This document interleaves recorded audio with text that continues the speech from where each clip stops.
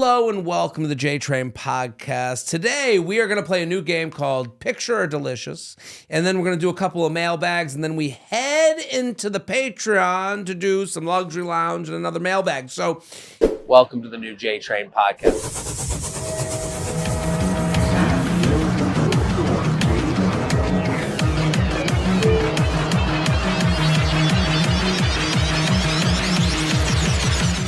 Keep sending your emails, jtrainpodcast@gmail.com. That's jtrainpodcast@gmail.com. Your questions, your complaints, your life advice, your relationship questions. We want it all. Stuff that we can gnaw on the bone. I love a good complaint, too. I love a luxury lounge. Well, today we're going to do a thing. Let's go to Picture or Delicious. This was brought about because recently I went to Los Angeles. And if you were at the show, thank you for coming to the show. Thank you for everyone that's been at the live shows. I have had a blast. The new set is a lot of fun. It is one story about going to the beach with my family. It is somewhat of a feat. I do think, if you go to a stand-up show, what do you expect? I don't know what people expect. Maybe they expect just a couple jokes. Maybe they expect stuff about, a couple stories. This is one story that goes in different directions, but always stays about being at the beach with my family. And I think if you're out there and you haven't seen it, come. Tell a friend, bring your family, bring your aunts, your uncles, your sisters, your brothers, your mamas, your papas, your friend from work, your friend from home, your friend from college. It doesn't matter. They're all going to enjoy. There's a laugh every 10 seconds. That's my guarantee. Yeah. You're like, what? Every 10 seconds? Yeah. Count to 10, another laugh. Count to 10, another laugh. The thing is, a podcast is a different thing than stand-up. Stand-up has got to be got. Podcast, we chill. Welcome to the chill zone. What day does this come out? This comes out, what day are we in the chill zone? We are in Happy Memorial Day. Happy Memorial Day. Happy Memorial Day. Memorial Day is one of those days. Memorial Day weekend, thank you to our service workers, service men and women. Is this a week? Well, I'll thank you anytime. It doesn't take Memorial Day to thank you. But Memorial Day is to the fallen soldiers, the people that defended this great country. Of the two official United States holidays recognizing the commitment of members of America's military service, Memorial Day honors those who lost their lives while defending their country. Well, thank you to those who defended this country, who went to war, and if you're a family of, thank you to you, and I don't know, is that who you thank? Yeah. Am I thanking the right people? You're thanking the right people, okay. I think, yeah. Thank you, it's an important holiday, just to remember.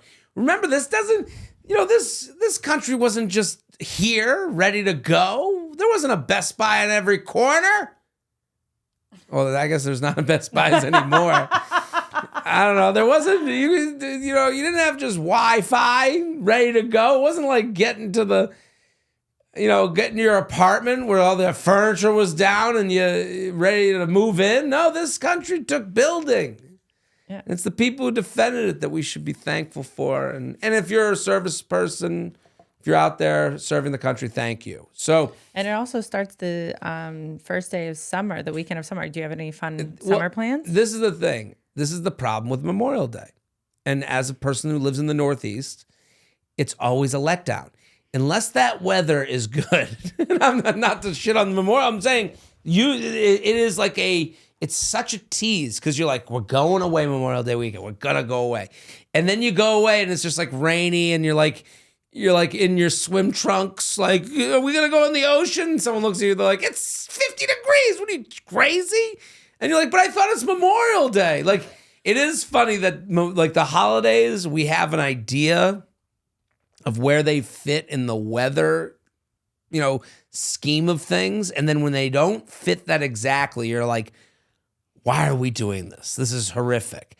I remember going like Memorial Day, like doing like a weekend at like, where did we try to go? I was dating someone.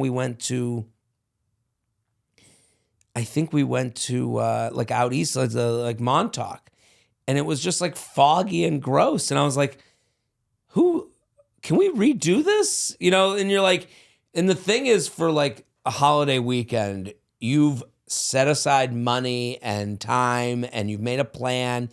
And it's so dependent on the weather. It is so dependent on, and that's why, like, you know, I think for the people in the Northeast, Memorial Day can be a letdown.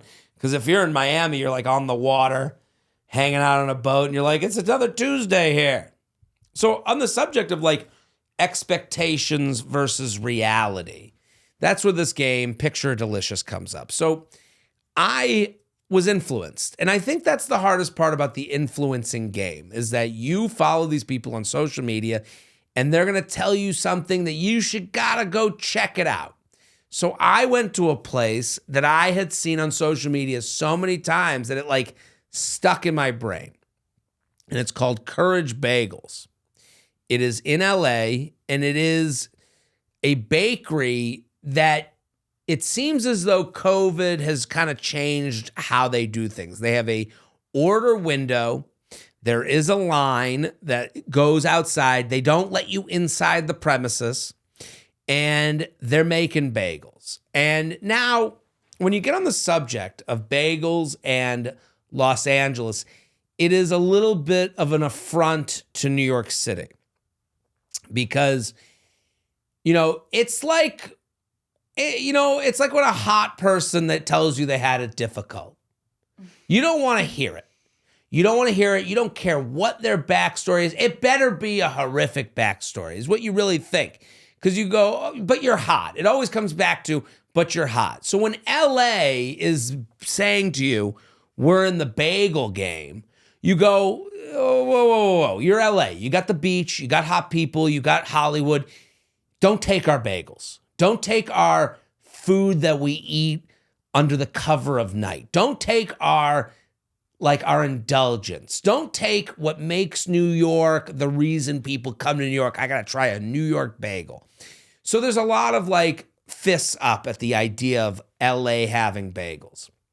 And again, it's one of those things you have. LA's got the sun and the glitz and the glamour, and you can go, yeah, but their bagels suck. And as a New Yorker, you get to go, yeah, that's right. You got it all, but you don't got a bagel.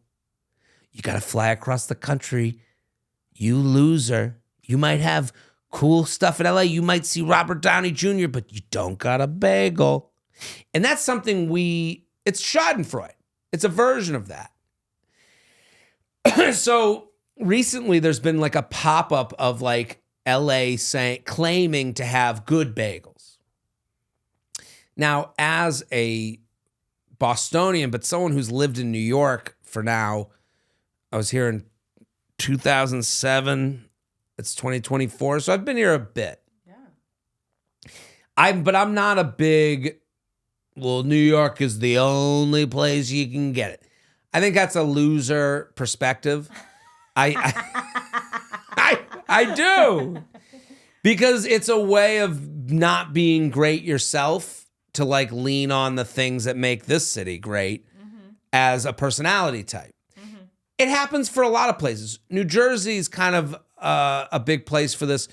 People from New Jersey will act like an asshole and then go, but I'm from New Jersey. Oops. And you're like, no, you're an asshole.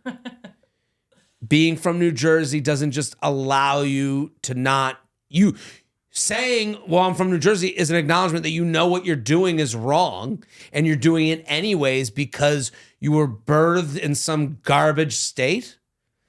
And again, I have been to every state -5 in the country.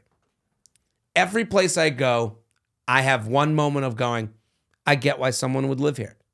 Yeah. Totally get it. Yeah. Comfortable. I see cool bars. I see cool restaurants. Not in most of the places, every single place. Every single place is livable. Every single place has a character and a personality if you're going to go find it. Every single place has artistic endeavor as far as food is concerned. You know, you can tuck yourself away on any town, any street USA. Any street USA is like a thing my dad used to say. When you travel somewhere, you'd be on like, you know, Boston's like Route 9. You just see a street where it's Best Buy, McDonald's, Burger King, Taco Bell, Walmart. And you go, this street could exist on any street in USA. And it's the truth. And that's a little saddening. That's a little depressing. It's also a little bit comforting to know that you can go to any state and see the same Walmart, Dunkin' Donuts, Burger King. You'll see the same street no matter where you go. But also that means you have to go find the character in a town. So this is all to say that Courage Bagels has stuck out in my brain. And also, for people to compare LA and New York bagels, like, that's not a comparison. They're doing a different thing there. Also, LA has the best produce in the world that I've come across. Country. You go to Greece, you go to Italy, the produce is better. But where is this? Just anywhere outside of the U.S. Yeah, outside of the U.S. Really I'd say amazing. in the country, in the Yeah, U.S. I agree with that. Very yummy. Best produce. So you're going to get like fresher food there. It feels fresher. So the big thing for me with Courage Bagels was I kept coming up on my feed these beautiful pictures of a dressed bagel. And I was like very curious to see whether the picture matched up to the taste. And right here, we're looking at their roe bagel, the salmon roe bagel with cream cheese. They have a burnt everything. And I have to say, I made a video. It's on my TikTok. It lived up to the hype. It was delicious. The tomatoes were great. They did a great thing where they did half bagel servings. So you can order a half bagel that was dressed with everything on it. And again, I got some response that it was very expensive. Yeah, you're not going to this place every day. This isn't where you're going to go pick up your sack lunch to bring it with you to the construction site. This is a special thing. Bringing up price when it comes to a place like this is a stupid, elevating response. It is for you. That is you saying, look at how you're adding your own morality. You're looking to be better than other people. $12 for half a bagel. Look at this half a bagel. Yeah. I mean, go look at it.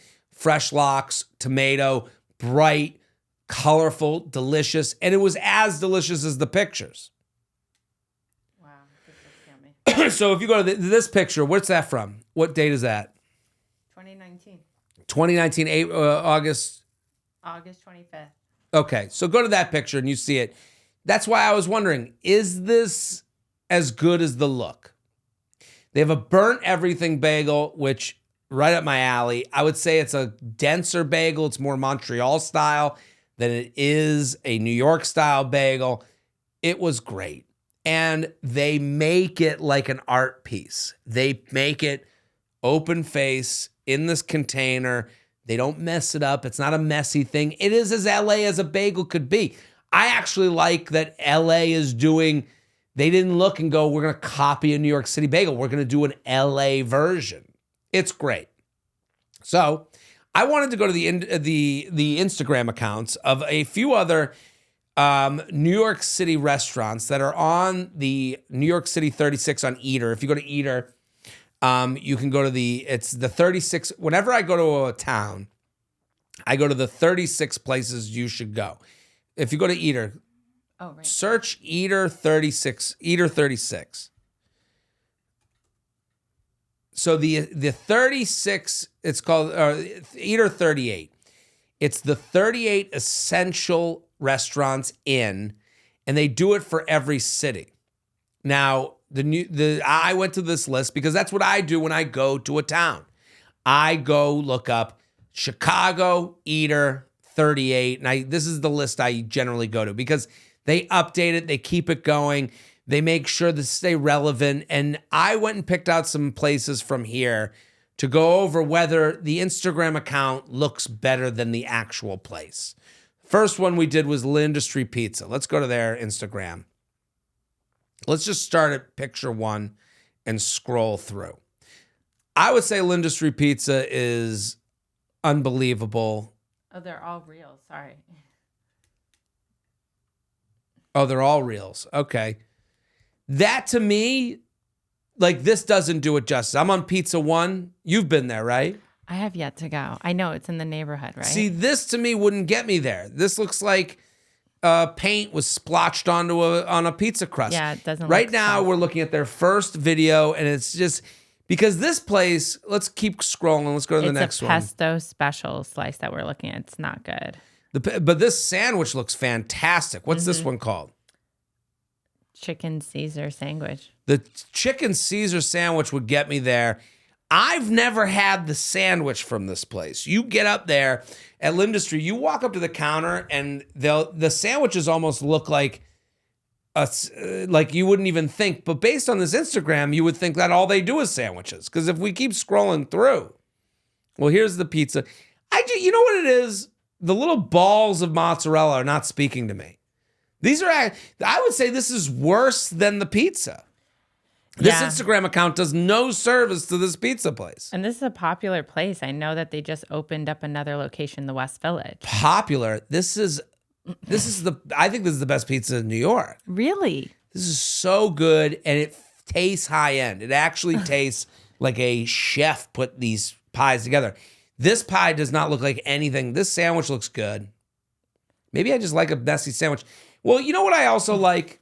It says lamb meatballs seasoned with We're looking through the Instagram. Through the Instagram account. On the YouTube to check it out. Right. You got to go to the YouTube. But I think this is what this is saying to me is that if you put a sandwich on a semolina roll, I'm in. Semolina, something about that sesame. Okay, so this is their Lindustry pizza.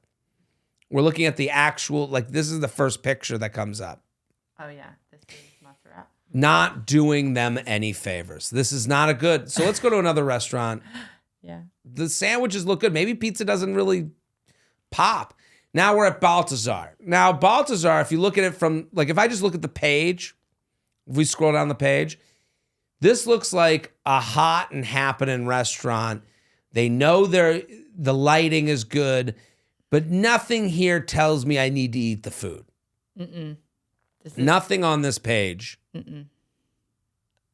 It's a lot of people hanging out, socializing. Right. This is a place that this is telling me more.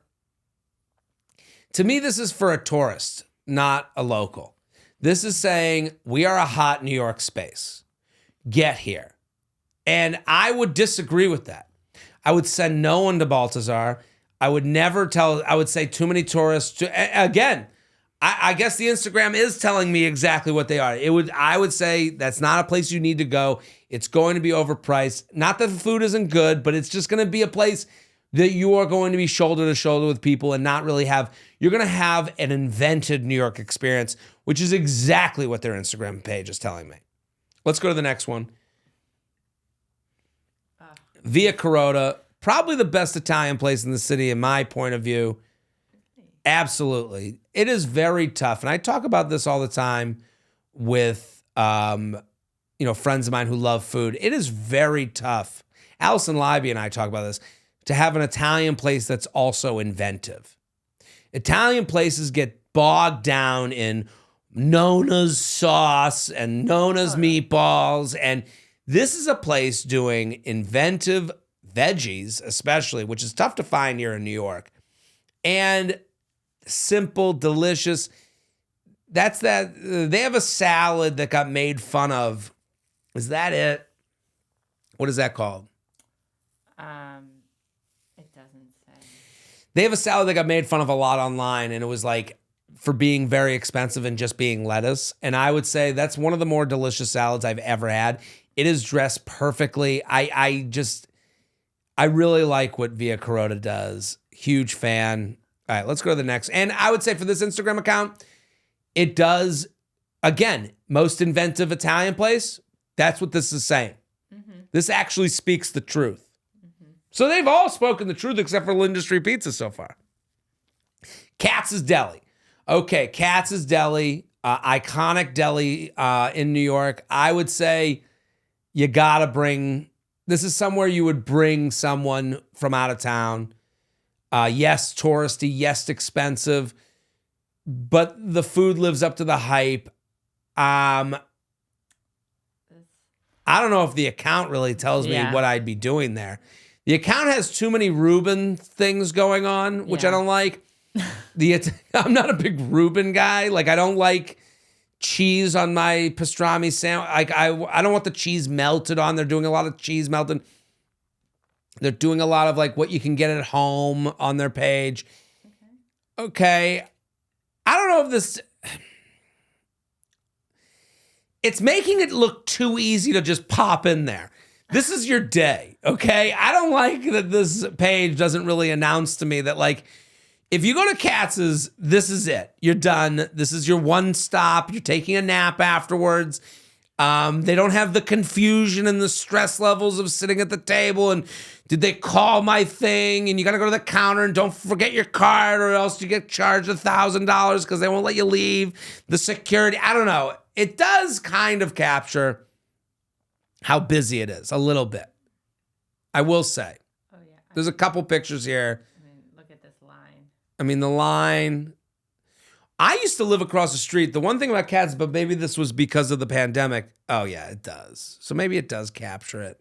Yeah. They got some pictures from behind the carving station that just show.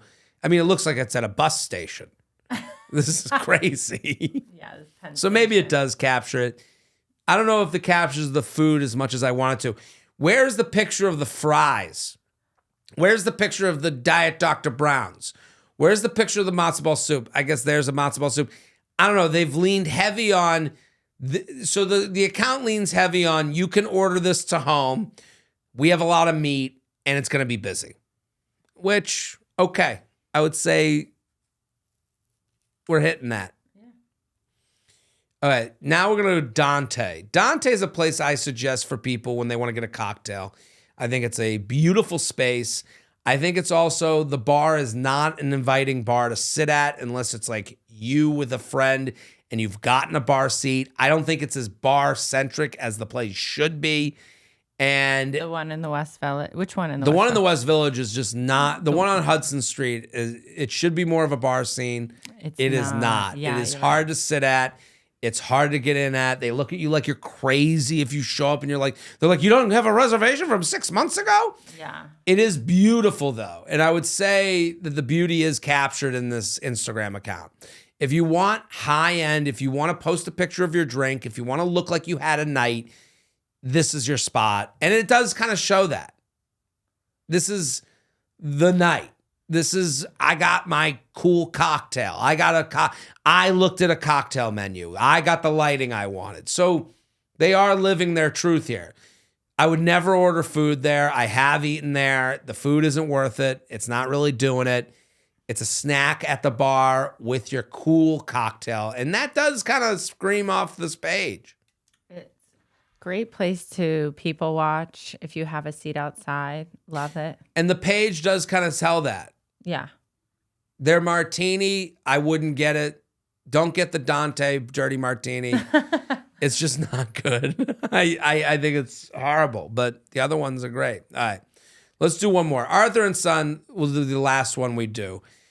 Because I went to this place because of influencers, and these guys, Arthur and Son, they were on every influencer. They invited them all out to their opening, and it's not a great place, in my opinion. It is. Did you see they closed down that wine bar and they moved in? They've gotten bigger. They keep expanding. They keep expanding. Opening up next to each other. In the West Village, at least, because they have a lot of locations, I think. Right. And it's the best thing I had there was their martini. Oh. That was the best thing I had there. But everything else is a copy of food you've had elsewhere better. And they're getting the same amount of money for it. Like, to me, this is Maggiano's. This is very the classic Italian, but you can really get this anywhere in the city for a little bit better. It's not, and I don't need to be, shoulder to shoulder with every person who wants to become an influencer. It's very TikTok-y. It's very, like even this guy dancing at his table, I want to be nowhere near him. I don't want to be ever, who are these people? I think they're influencers. Yeah, who are they?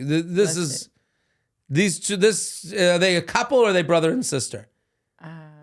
They have this couple. Yeah, this couple, I just can't, any place they go, they're at Katz's, which makes me depressed.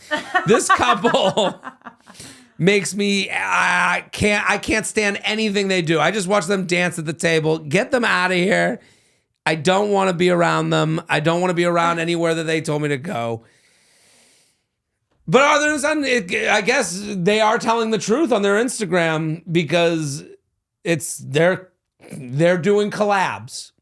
If your place, I think that says something. If you're doing collabs with influencers, a couple that basically decided to go into business together and eat so that they can try and never work again, I guess. Are you having hair issues? Don't freak out. NUTRAFOL has your back. NUTRAFOL is the #1 dermatologist recommended hair growth supplement, with over 1 million people seeing thicker, stronger, faster growing hair with less shedding. It's physician formulated with drug-free ingredients to support healthy hair growth from within. Whatever's causing your hair shedding, whether it's stress, hormones, the environment, or a lifestyle factor, NUTRAFOL has a formula for you. My mom loves NUTRAFOL. She's been taking it for a while. She's seen improvement in her own hair growth and thickness. She's always come to me. She's like, I'm like her pusher. She's like, I gotta get more. What I love about it is the thing that works for my mom might be different than what works for you, because you can take a hair quiz, NUTRAFOL's online quiz, and you get ready for the results within you can get results in 3 to 6 months.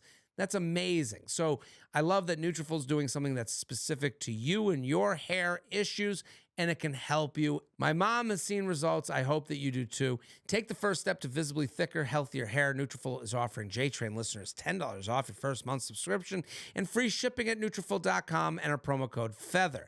Find out why over 4,500 healthcare professionals and stylists recommend NUTRAFOL for healthier hair. NUTRAFOL.com, spelled NUTRAFOL.com, promo code FEATHER. That's NUTRAFOL.com, promo code FEATHER. Slot machines are fun and all, but it's time to add a little more excitement. Try Pick 6, the new fantasy game from DraftKings, an official partner of the NBA. Here's how it works. Pick between 2 and 6 players and choose if you think they'll have more or less of a certain stat. Maybe you think they'll have less than 5 rebounds or have more than 3 assists. Make your picks and then watch the game to see if you're right. You'll be playing for a shot at huge cash prizes. Right now, the NBA playoffs are going on, and they have been amazing. What makes NBA games even more fun, especially when you don't have a team in the game, is to find your own team. And how do you find your own team? By making bets on some of the players and what they're going to do in the game. So this is just a fun way to take a Tuesday night and make it a little different. Make a Tuesday a little bit more fun. Make a Thursday game your own. Because without it being your team, you're like, why am I here? Well, now you can cheer for your favorite player to get 4 assists. What a fun way to change up a night. Download the new DraftKings Pick 6 app now. Use code JTrain for a shot at huge cash prizes. That's code JTrain only on DraftKings Pick 6. The crown is yours. Gambling problem? Call 1-800-GAMBLER. 18 plus in most eligible states. Age varies by jurisdiction. Eligibility restrictions apply. Pick 6 not available in all states, including but not limited to Connecticut and New York. For up-to-date list of states, visit dkng.co/pick6states. Void where prohibited. See terms at pick6.draftkings.com/promos. Let's go to the mailbag. Send in your emails. We love your emails. If you have a place that you want us to look at on Instagram and talk about their food and talk about what they're doing, jtrainpodcast@gmail.com. jtrainpodcast@gmail.com. Here's the mailbag. Dating a daddy. JTrain, feather, more feathers to your nuts. Thank you. You know what the best way to feather my nuts? My hypothetical. It's, because when you post as your Instagram story, when you comment on the YouTube, it feels like a feather just going up and down the seam of my carriage. Feather my nuts. I'm a 33-year-old female with an atrocious dating history. All right. After a rough breakup in 2019, 2020, I spent 2021, 2022 working endlessly on myself, dating minimally. In 2022, I jokingly started saying I'm holding out for a divorced daddy. because I knew I wanted to be with someone older and I don't want kids of my own. The idea of a divorced dad seemed like the perfect man for me.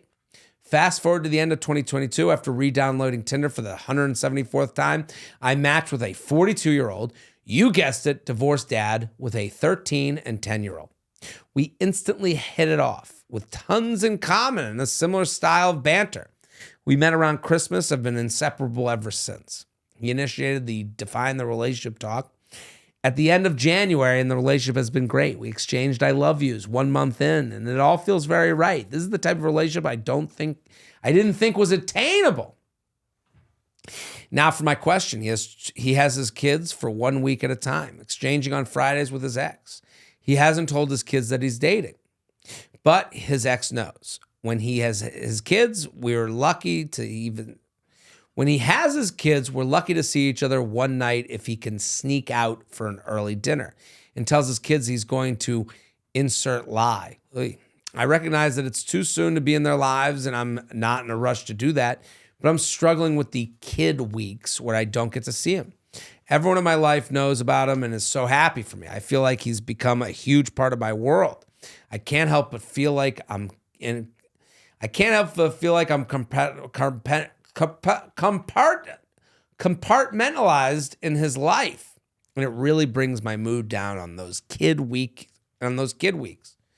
With the way my work schedule is, I'm a first responder. There are kid weeks where I'm off either the entire weekend or 4 days during the week. I guess I'm just looking for advice on how to navigate dating someone who has kids and how to approach a conversation where I want to tell him how I feel without pressuring him to introduce me. Signed, not a girl, not yet a stepmom. Great email, great sign off. I would say this, I don't have kids. I mean, obviously, this is the podcast of talking out of my ass. I'm just giving you my perspective. Let's start with a few things. You are compartmentalizing his life. That's kind of what a lot of single parents are looking for. That has been something that has been said to me from single parents. I got to know that the kids are okay, and then when I can have my fun and I can be with someone I enjoy time with, I can go enjoy that time with them, which it sounds like is happening with you two. I don't think you're wrong for how you feel. You just said it. It really brings my mood down on those kid weeks. I think it's okay to let him know. And I think also this does have to end, this phase. You can't be a secret to these kids forever. And I think the thing that will help you out most of all is to ask open-ended questions about his line of thinking. Because I don't believe that he has thought to hold you back from meeting his kids without thinking of what that meant for when you would meet them or if you would meet them. So this isn't the forever plan. Obviously, it can't be. He's not going to be sneaking out during his daughter's wedding to go check in with you for dinner. So at some point, this is going to end. I would wonder what that point is for him, or if he's begun to think about those things, what he's thought of. Get him talking honestly about it. And I think vulnerability produces vulnerability. Hey, I feel a little down when I don't get to see you on the kid weekends.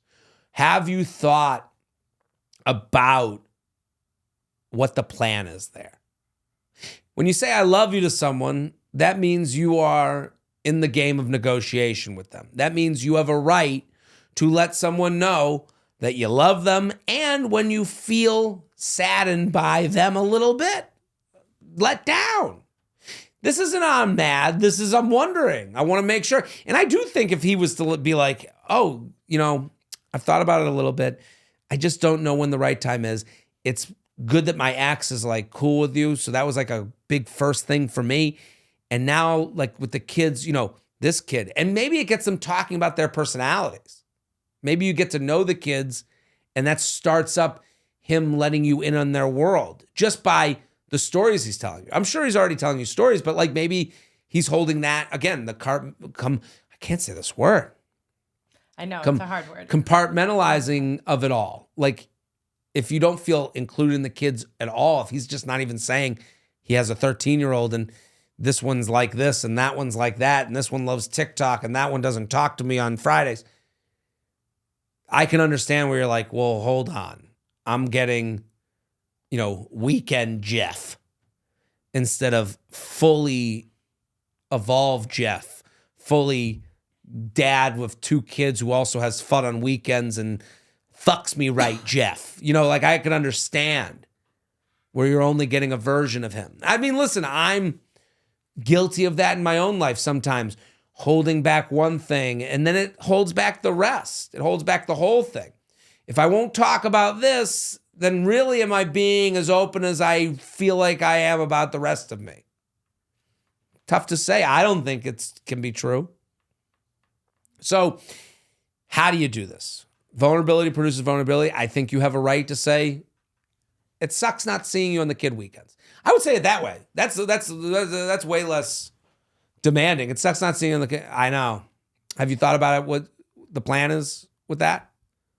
And I'm totally open to meeting them, but I also understand that's your schedule, not mine.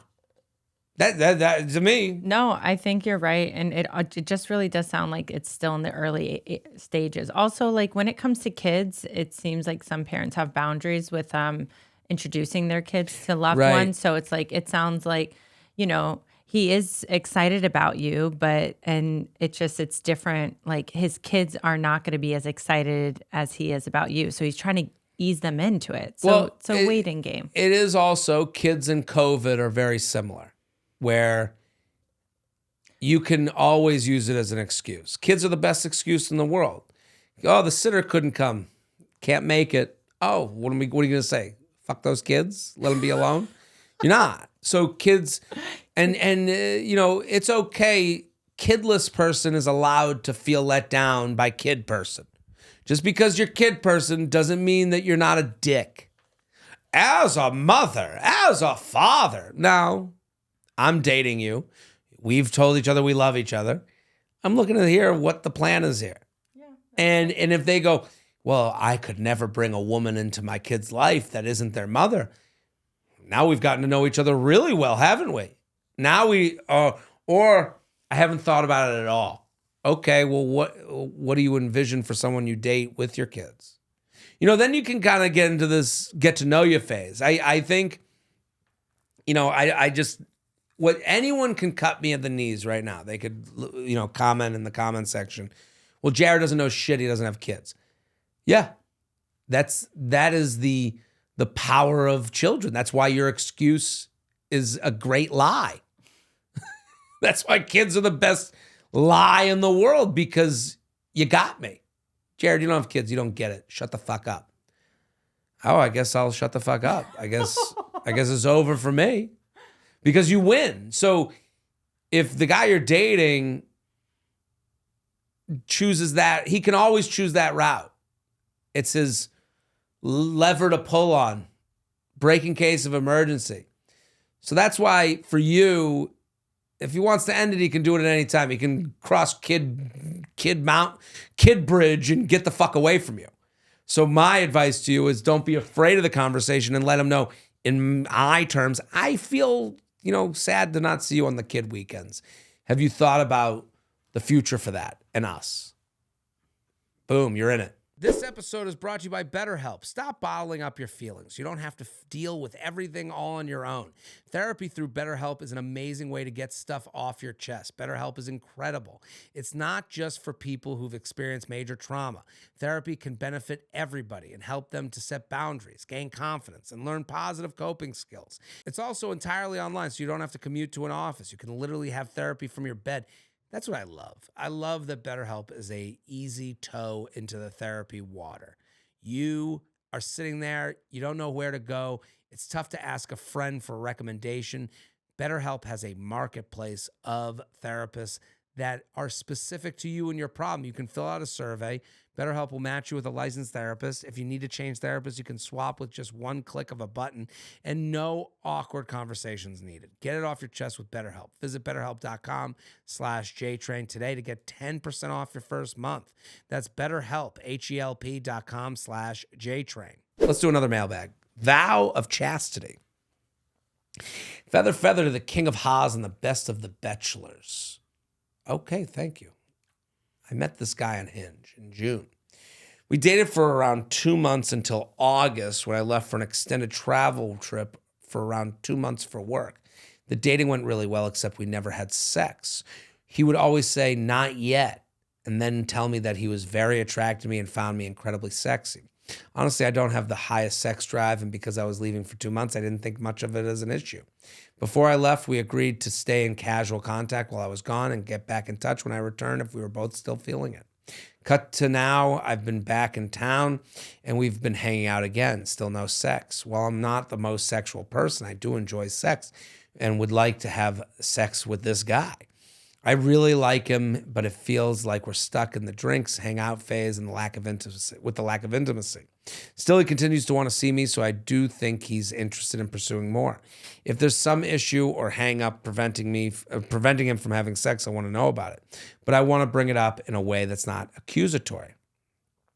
I know before me he was in a 10-year relationship, and I have got the impression I'm the first person he's really dated consistently since that ended about a year ago. So Jared, how can I bring up to this guy the no sex issue in a way that doesn't sound like I'm demanding sex?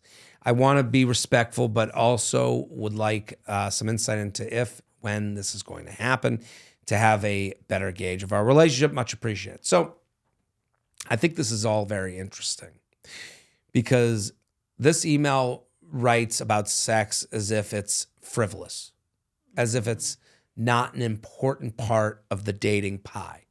I think sex can be just as important as any other thing in the relationship. And this person's a little embarrassed because even the way you're saying it, I don't want to act like I'm demanding sex. You needing sex is not a problem. You needing sex to feel good about yourself and good in a relationship and connected to someone is totally reasonable. So it's funny that you're being careful about something that is letting him off the hook for communication. Because you're so careful with the sex thing and you're so worried about, again, to go back to the last advice of getting cut off at the knees, anyone could look at you and go, whoa, you're forcing me into sex. And you'd be like, that's not what's happening. But what are you going to say? He's kind of winning. He's got a moral, high ground on you. So you believe. I don't believe that to be true, but because you believe it, it is true. You believe that if you're saying, well, what's going on with the sex, that you could somehow be looked at as some animal who's like, give me a cock, I gotta have it. And it's not what's going on. You're saying I'm dating you. You're saying I have a need for sex in my relationship. That is okay. So if I were you, and then also there's going to be the people that are going to comment and they're going to say, well, he's seeing someone, he's in a relationship, that's why he's withholding sex. That might be the case. I would say it's on a spectrum of answers. On the spectrum of answers, the 10-year thing isn't done. He's still kind of involved with it. And he feels that it would make him a bad person to have sex with multiple people without them knowing that there's multiple people involved. I think that's one of the answers that could be true. I think he could have been out of his 10-year thing and now he's new to the dating world and he's got a bunch of people he's seeing. Because that tends to happen for a lot of guys. They get out of a relationship, they're like, oh my God, I'm here at the buffet, I want it all. So now you're one of the items from the buffet that he's picked up and he feels weird about having sex with multiple of the food that he's picked up from the buffet. Doesn't want to fuck a chicken and a steak. That feels a little weird to him. So again, that's an answer on the spectrum of things. Or he's not ready. That's the most, again, on the spectrum, there's this guy's a huge fuckhound, or this guy's just not ready to cross that bridge yet. You don't know. I think, again, hey, I'm having a great time getting to know you. I'd like to have sex with you. To me, I've been respecting your time and what you're looking for. What are you thinking? There it is. Yeah. I want to have sex. Give me that cock. Let me suck it. No? Why not? What's going on? Also, maybe also sex, you don't have to have sex, but it just, you did say you're lacking intimacy. So maybe there's just like, there's other ways to explore intimacy. It doesn't, that's something else to think of. Right. You're totally right. I'm having fun with the subject. I think like if we were to like even go lesser, like kiss outside of your apartment. Hey, I would love for you to come up. We don't have to have sex. I just kind of want to just make out with you in my bed. Mm-hmm. That can be, and if he pulls back, I think you go like you start with fun, and then you talk. Hey, come on up to my room. This is such a fun makeout, but I really want to make out with you in my bedroom. Hey, I can't tonight.